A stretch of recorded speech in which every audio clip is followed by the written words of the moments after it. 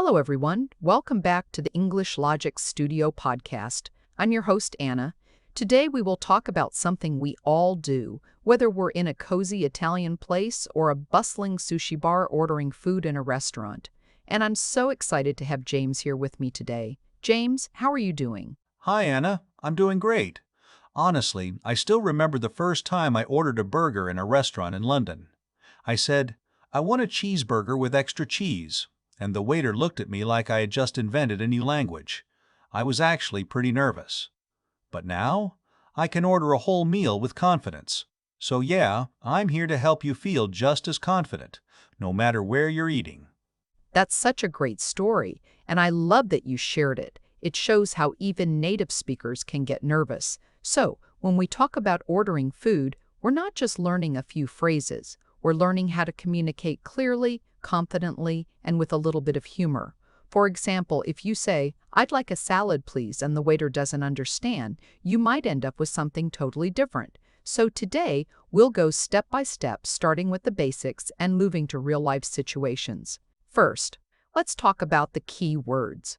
When you're in a restaurant, you might need to use words like order, food, drink, menu, table, and waitstaff. But don't worry, we're not going to just throw those at you. We'll learn them in context with examples that feel real. Absolutely. Let's start with the word order. In English, when we say order, we don't mean to arrange things in a line. It means to ask for something to be prepared for you. So when you go into a restaurant, you're not just walking in, you're making an order. That is, you're telling the staff what you'd like to eat or drink. So if you say, I'd like to order a pizza, you're telling the waiter what to prepare. That makes sense. And sometimes people say, "I'd like to order," or "Can I have," instead of just "I want." So "I'd like to order" sounds polite. "Can I have" is a little more direct. For example, you might say, "Can I have a plate of pasta, please?" That's a common phrase. It's friendly and clear. Yes, and here's a fun thing. Many people in English-speaking countries don't say, I'd like to order, at the very beginning. They just say, I'll have the chicken salad, please. That's a very natural way to talk. But if you're a beginner, it's okay to start with something like, I'd like to order, because it shows politeness. And remember, in real life, people don't always say, please, at the end. But saying it makes a big difference in how people feel. That's true. So let's say you walk into a restaurant. What do you do first? You look at the menu. And the menu is not just a list, it's a guide. It tells you what food and drinks are available, so you might see things like spaghetti, steak, Caesar salad, or lemon water. Each of these is a food item, and you need to know how to ask about them. Exactly. So when you see spaghetti, you might think, what kind of spaghetti? And that's where you start asking for details. For example, you might say, I'd like the spaghetti with tomato sauce, please. That's a full order. It tells the waiter exactly what you want. And that's a great example. Let's break it down. "I'd like the spaghetti with tomato sauce" includes three parts: the food, the style, and the sauce. That way, the waiter knows what to prepare. If you just said spaghetti, they might give you a version with butter or cheese. So adding details like "with tomato sauce" helps avoid mistakes. That's right. Now, let's talk about drinks. Drinks are just as important as food. You might say, I'd like a glass of water, or can I have a soda? But here's something you might not realize. Many people say a drink instead of a soda or a juice. So if you say, I'd like a drink, it's very general. But if you say, I'd like a cola, it's clear. And that's a great point. So when you order a drink, you don't have to say "a drink" every time. You can be specific. For example, you might say, "I'll have a large iced tea, please." That tells the waiter the size and the type. Or you could say, "I'd like a glass of orange juice with a slice." That's even more detailed. And remember, if you want something with something else, like a slice of lemon or a dash of sugar, you can add that too. Yes. And here's a common mistake I see. People say, I'd like a drink, and then just stop. That doesn't tell the waiter what kind. So if you say, I'd like a drink, and the waiter brings you a cup of coffee, that's not what you wanted. So always be specific. If you don't know what you want, you can ask, do you have any soft drinks? That's a smart question to ask first. And that's such a useful tip. So instead of just saying, I'd like a drink, you can say, can I have a soft drink, please? Or do you have any juices? That shows you're listening and you're trying to make good choices. It's also a great way to avoid mistakes. And let's not forget about sizes. In restaurants, size matters. You might want a small portion, a medium, or a large. So when you say a small pizza or a medium burger, you're giving clear instructions. That helps avoid over-ordering or under-ordering. For example, if you order a large pizza and then get a small one, you might feel disappointed. So being clear about size is key. Yes, and here's a fun fact. Many people don't say small, medium, or large at all. They just say a burger or a salad.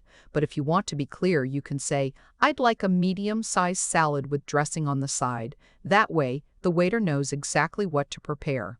And that leads us to another common phrase. I'd like to have a side. For example, if you order a steak, you might say, I'd like to have a side of fries with that.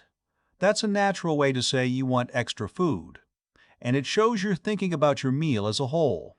That's perfect. So now let's go through a few real-life examples. First example, you walk into a restaurant. You look at the menu. You see grilled salmon, mushroom risotto, steak with garlic butter. You decide on grilled salmon. Then you say, I'd like to order the grilled salmon, please. The waiter says, would you like it with vegetables or with rice? You reply, yes, with rice and a side of salad. So now you've ordered your main dish and two sides salmon. Second example, you're at a cafe. You see cappuccino, latte, espresso. You want a cappuccino. You say, I'd like a cappuccino, please. The waiter says, would you like it hot or cold? You say, hot, please. Then you add, and can I have a small apple pie with that? That's a great mix of food and drink. And that's a real-life situation. People do this all the time. They order a drink and then add a dessert. That's how meals work in real life, like a playlist. One thing, then another, then maybe something sweet at the end. Third example, you're at a fast food place. You say, can I have a cheeseburger with extra cheese and fries? That's a full order. But if you don't say with extra cheese, the burger might not have it. So being specific helps. And that brings us to a common mistake. People forget to say with when they mean to add something. For example, if you say, I'd like a burger and fries, it might be interpreted as two separate items. But if you say, I'd like a burger with extra cheese and fries, it's clear. So using with is a small word, but it makes a big difference. Exactly. And here's another one. People sometimes say, I want a drink, instead of, I'd like a drink. I want can sound too strong. It might make the waiter feel like you're demanding something. I'd like is softer, more polite, and more natural. So in real life, even if you're not in a fancy restaurant, using I'd like instead of I want makes you sound more relaxed and respectful. It's like saying I'm interested, not I'm insisting. And that's why we teach it. Because communication is about being clear and kind. So let's go over the key phrases again. First, I'd like to order. Polite and safe. Second, I'd like a food with detail. Adds clarity. Third, I'd like a drink, please. Simple and clear. Fourth, I'd like a side of item. Shows you're thinking about balance. Fifth, can I have a drink with extra? And to help you remember these phrases, think of a real-life moment, like when you were at a birthday party and someone said, can I have a chocolate cake with chocolate chips? That's exactly what we're teaching, adding details to make your order complete. Yes, and another tip, when you're nervous, you can pause. You can say, I'm not sure what I want yet. That's perfectly okay. In fact, it's smart. It shows you're not rushing. Then you can ask, do you have any seafood dishes? Or can I see the menu? That helps you make better choices. And that's such a great point. Many people think they have to know everything at once.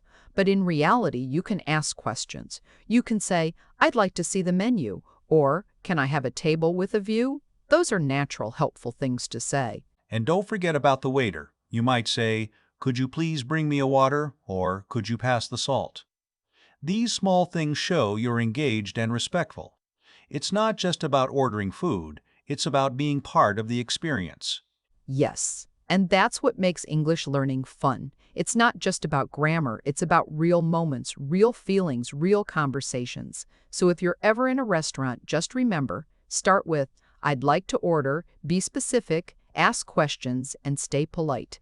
And if you're ever unsure, just say, I'm not sure what I want yet.